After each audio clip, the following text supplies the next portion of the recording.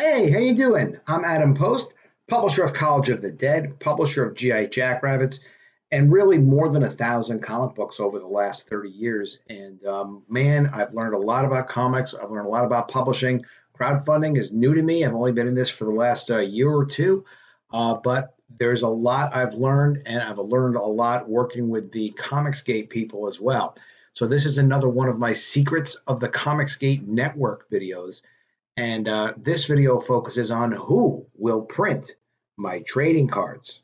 Now, I don't have plans immediately to do trading cards, but I've researched it.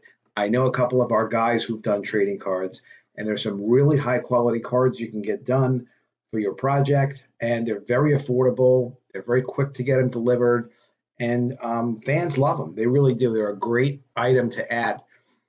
But you want to be careful about who prints things for you. You want to make sure you're sending them to the right place and that you get your specifications right when you get the things printed.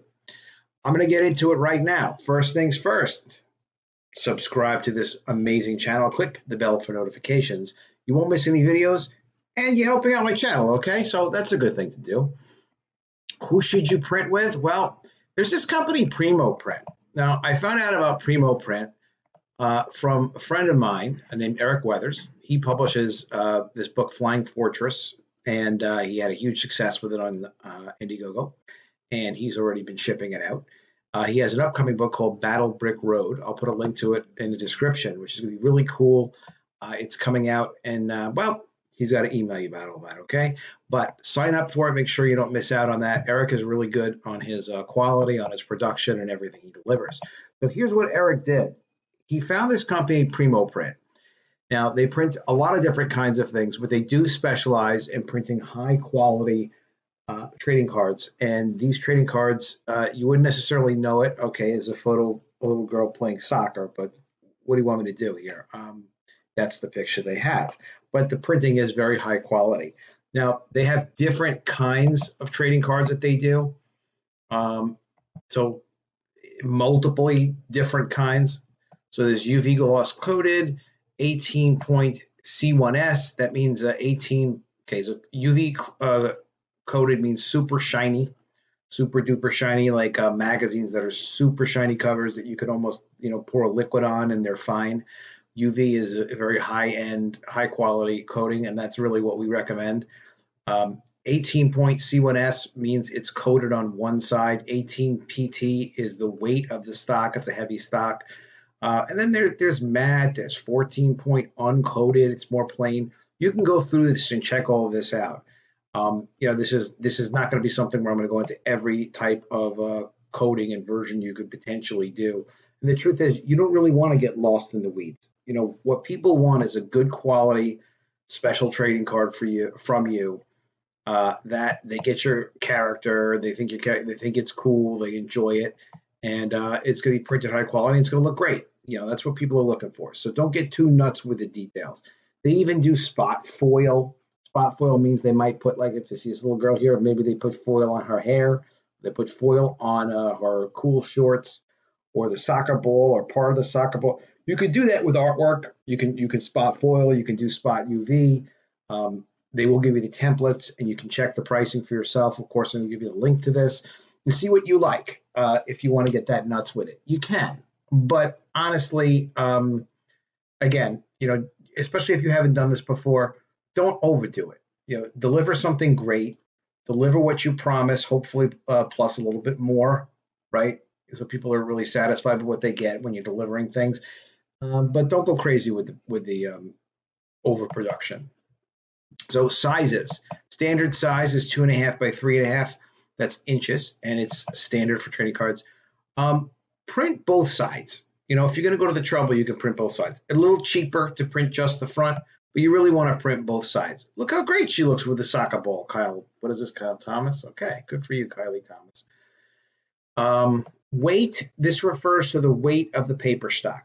So Eric suggested 16 point. It's a good thick quality paper stock.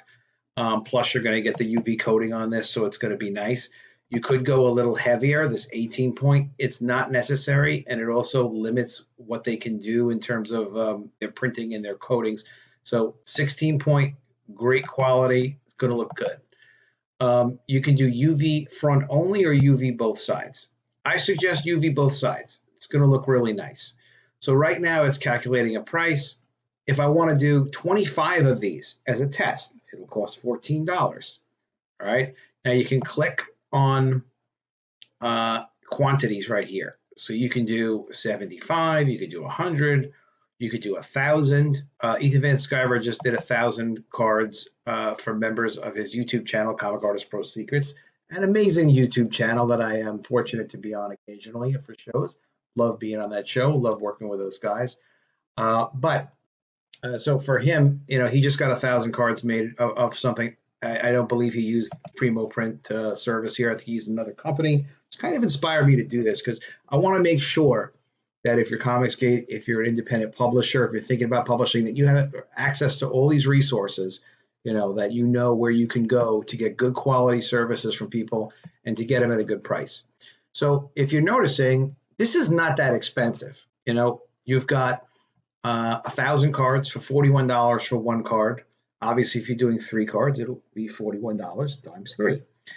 If you're doing more like, let's say, 200 cards or 250 cards, it's $28.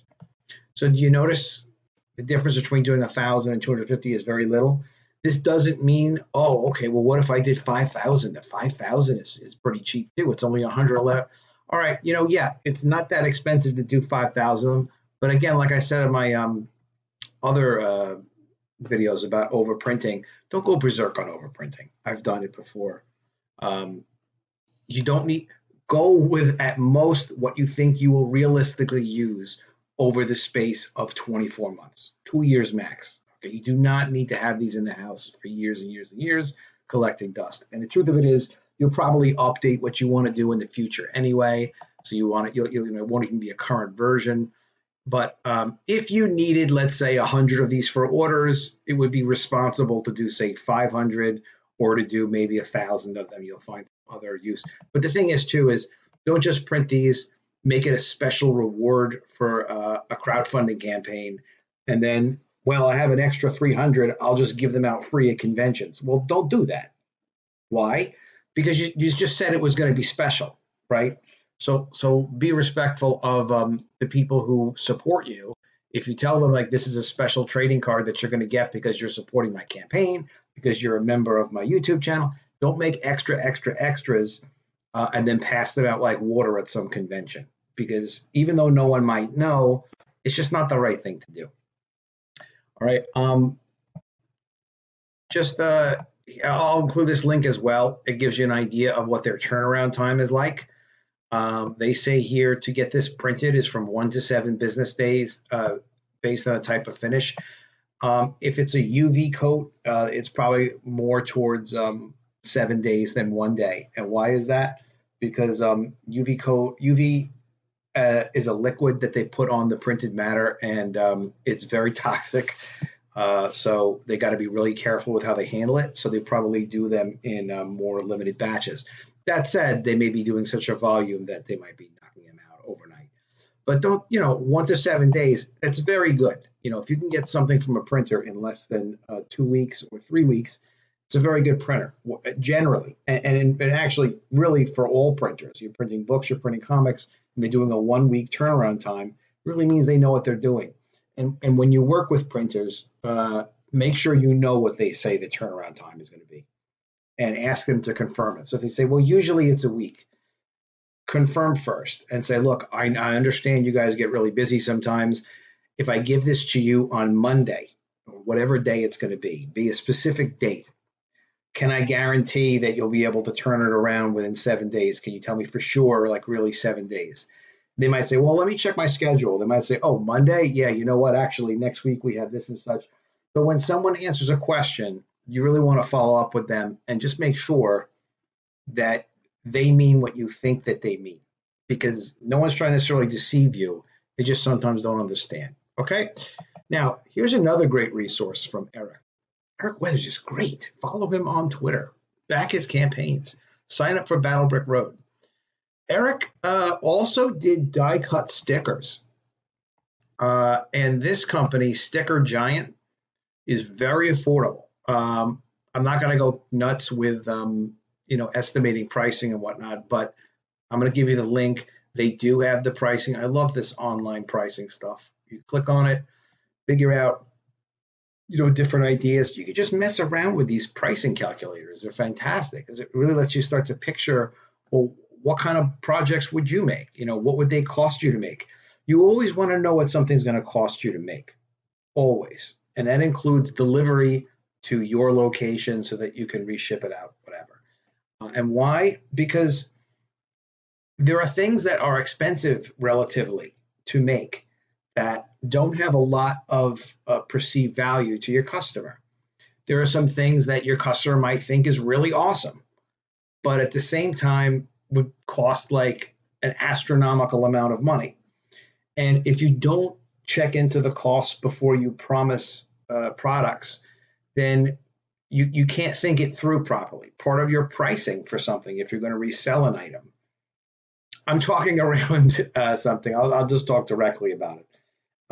Ethan Van Sciver mentioned on the stream this morning that he's doing these beautiful, absolutely gorgeous blacklight posters of one of his characters, and he's going to offer it soon in a campaign.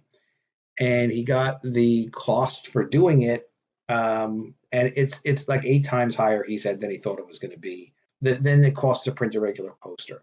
And that's normal. A blacklight it's a velvet printed, very specialty process. They are relatively rare. I used to be in the poster business. I know about some of this stuff. And the thing is, when you know in advance what something's going to cost, then you can figure out like what your pricing should really be. You can also figure out, is it viable right now? Maybe, it's more viable in the future. Sometimes if it's a specialty process, you can print 2 almost at the same time for relatively the same money. Sometimes 1,000 copies of something, like I just showed you with the trading cards. If there's a lot of setup involved, like there would be with a velvet printed flocked poster like that, a lot of setup costs would be involved. Some of it is the graphic part, but some of it is just like whatever they're doing with their presses to produce that wacky product. Fascinating, gorgeous product, but still odd product. The setup alone might be, 50 or 70% of the cost. So it might be nominally, like basically cheap to produce 2 at the same time. Maybe they could print like a Cyberfrog at the same time they're printing Salamander. I think you get the point. So just get the numbers in advance so you know exactly what you're talking about, and it's not just conceptual and sounds cool and is exciting. Just good to get to the bottom of it. I'm an amazing admirer of Ethan Van Sciver and his success and how he treats people and how he delivers on products. Excellent delivery, excellent quality. This came to me from my friend Wanger on the Wangcast. I'm on that show every Tuesday and Thursday night, usually at 8 o'clock p.m. EST. A lot of fun. And he also publishes a comic called Super Harem, which is still in demand. Please look it up on Indiegogo. And he gave me this company, uprint.com, and he said these guys are really good for rectangular, just standard size stickers. He's printed with them before. And this redirects to Gardner Studios. I'll put the link for this in the description as well. Wanger says they're great. So I believe him. He knows his stuff. I'm sure they're great. You want to check these guys out. You can look at their pricing, right? And all these companies provide templates so you can format your stuff properly when you're giving it to them. Just a couple of quick notes here about why trading cards are really good for you to do. Let's say you're doing comic books. Why should you get involved with trading cards? Well, you're not going to get involved with trading cards probably to produce a set and resell a set. I've actually done that before. Not recently. It's a lot of work to make trading card sets. If you're in the comics business, people like trading cards as an add-on item, and that's fine. And they may even pay for some of them if you want to sell an add-on set, maybe 10 cards or something like that. But don't go berserk with it. Really, I always like to say don't go berserk. People want the comic book, but they do really like the trading cards if you want to include those as a stretch goal. They're ideal for a stretch goal. Why? Because everyone works together. We get the campaign up to a certain level, and when we hit that level, boom, everybody gets something special, custom trading card, or maybe 3 custom trading cards. look at your budget. All right, so check them out. I mean, generally they're fun. They're easy to make. You can print them very high quality for a really affordable price. I gave you a resource for the affordable price. And your fans will enjoy them, and they will save them, and they'll like them. All right, they're really inexpensive to ship to you because they're not heavy when you get them in, and to ship them back out to your customers as part of a crowdfunding campaign is basically free. They don't really add weight, right? How could they? They're very little, even when they're printed with UV on cardstock.